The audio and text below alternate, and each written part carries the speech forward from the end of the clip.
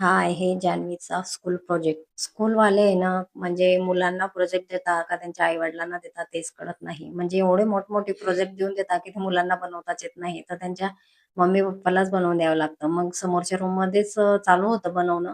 मग इथं सोनूला पण टाकलं, तो पण मस्त असं खेळत होता आणि छोटीचा जो होता तो खूप मोठा बनवायचा होता. म्हणजे 2 दिवस झाले बनवत होते, पण तरी पण तो पूर्ण होतच नव्हता. तो खेळत होता तोपर्यंत म्हटलं त्याची पथारणी पडलेली होती शीची. मग ते धुवून घेतली. बाहेर बघा किती ऊन पडत आहे. एवढं कडक ऊन आहे ना, की बाहेर निघावं वाटत नाहीये सध्या. भरपूर असं ऊन तापत आहे आणि मग प्रोजेक्ट झाला तयार आणि या दोघांची इकडे मस्ती चालू होती.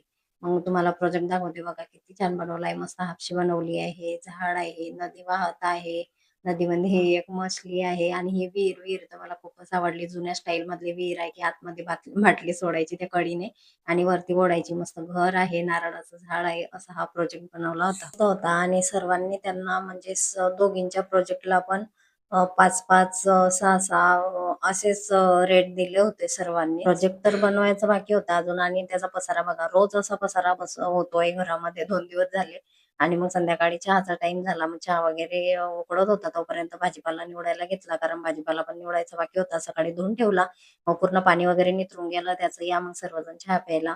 आता तर उन्हाळा आहे, चहा गरम वाटतो, पण तरी पण चहाची सवय काही जात नाही. मग इकडे यांची दोघांची मस्ती चालू होती. दोन्ही प्रोजेक्ट आता एकदम रेडी झाली आहे. चला तुम्हाला दाखवते. तर बघा किती छान दिसत होतं. मला तर खूपच आवडला आणि अन्वीचा पण रेडी झाला होता. आता उद्या स्कूलमध्ये न्यायचं आहे दोघीला पण.